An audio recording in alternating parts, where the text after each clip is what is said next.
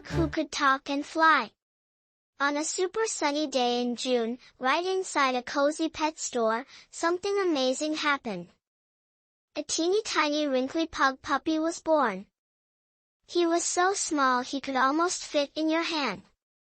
Just a few weeks later, this adorable little furball got the coolest present ever, his very own mini trampoline.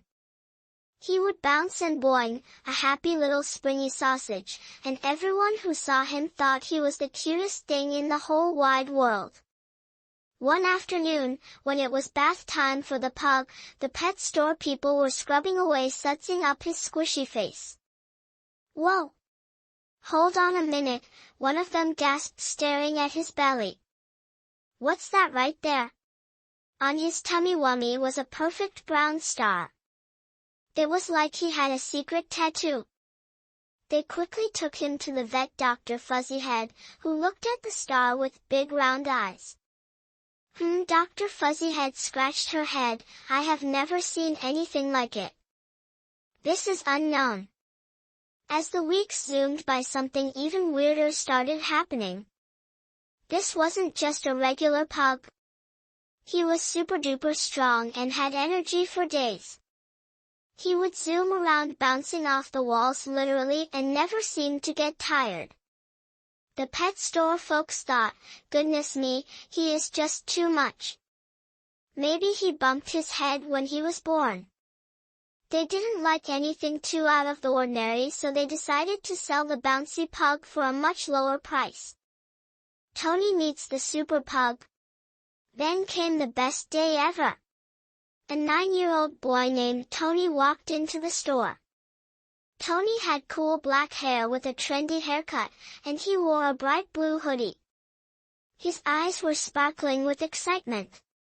"Look, Mom, look!" Tony practically yelled, pointing at the boiny pug.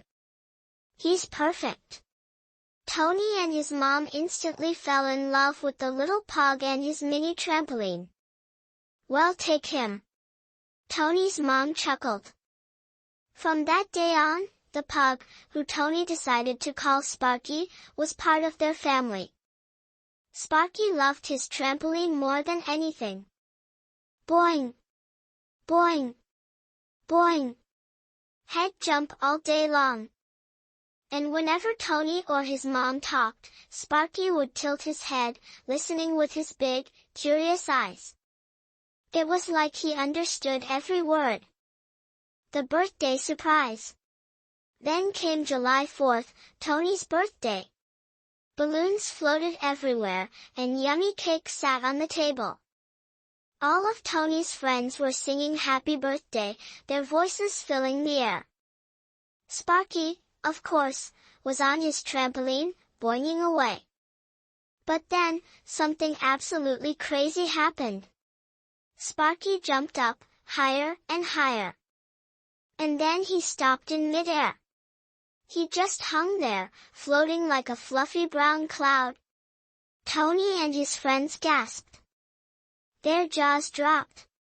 And then, Sparky, still floating, opened his mouth and said, in a slightly grumpy but very clear voice, "Happy birthday, Tony." Everyone stared. A talking pug? Homework help. A few days later, Tony was wrestling with his math homework. He stared at a problem, 95 divided by 2. "Ugh, this is impossible." Tony groaned, rubbing his head. Suddenly, whoosh! Sparky, without a sound, flew over Tony's head. "Easy peasy, lemon squeezy." Sparky barked, hovering. 95 divided by 2. 5? The answer is obviously 38. "Come on, Tony, you don't know that." Tony's eyes went wide. You can fly and do math?" Before Tony could say another word, Sparky zipped to Tony's mom's phone. He somehow tapped the screen, opened the calculator, and with his little paw, he poked 9, then 5, then the divide button, then 2, then the point, then 5. And guess what popped up? 38. See? Sparky declared, wiggling his eyebrows. That night, Tony couldn't stop thinking. Sparky's not just a talking, flying, math-whiz pug, Tony whispered to himself. He's a super pug. Tony found an old red blanket and cut out a giant P. He tied it around Sparky like a cape.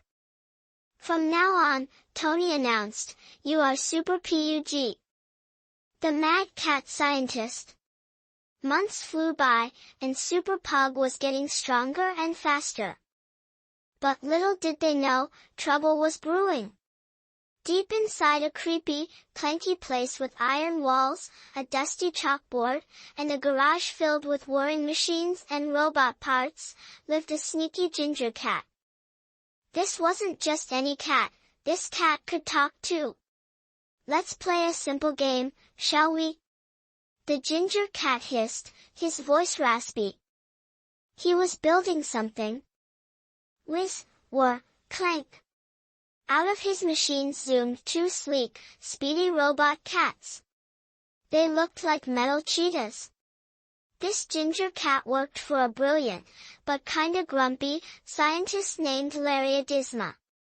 Larry was a genius at making crazy inventions.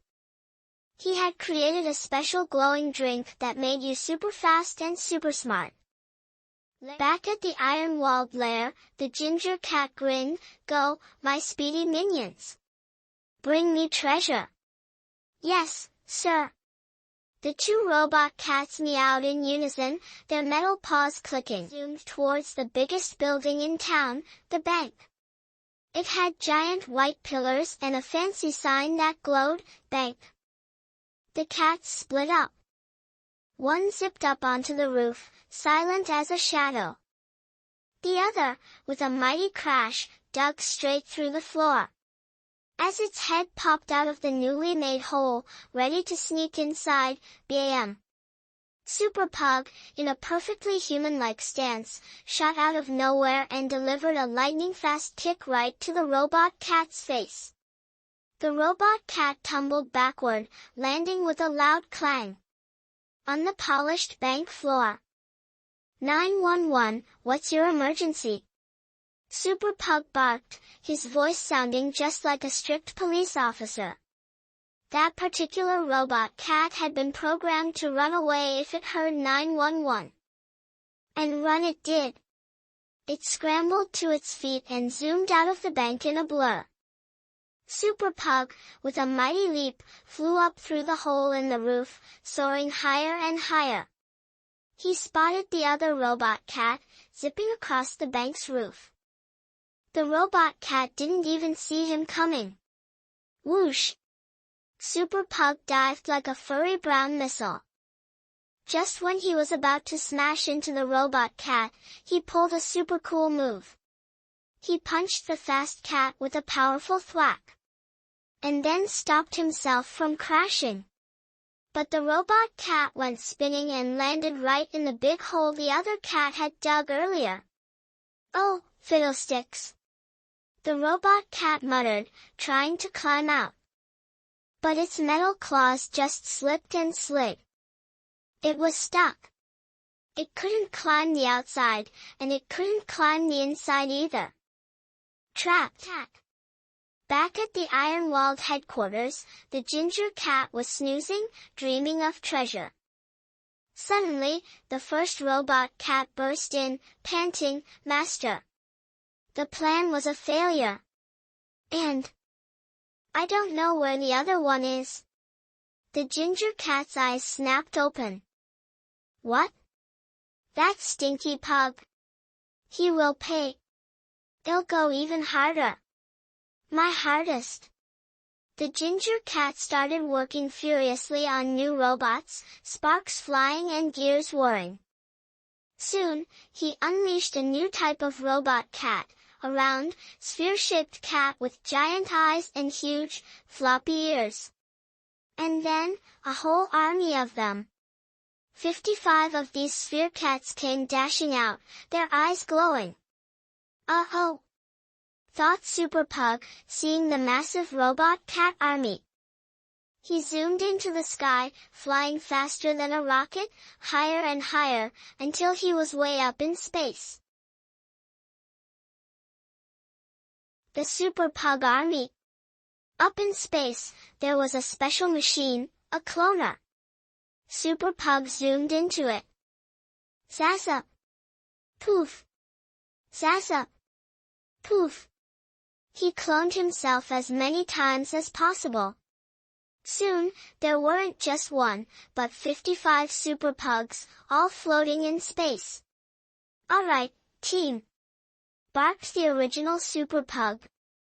"Let's show 'em what we've got." And then, all 55 Super Pugs started raining down on Earth. They landed with a series of soft thuds, and then the epic battle began. Punching, kicking, uppercutting, down slamming.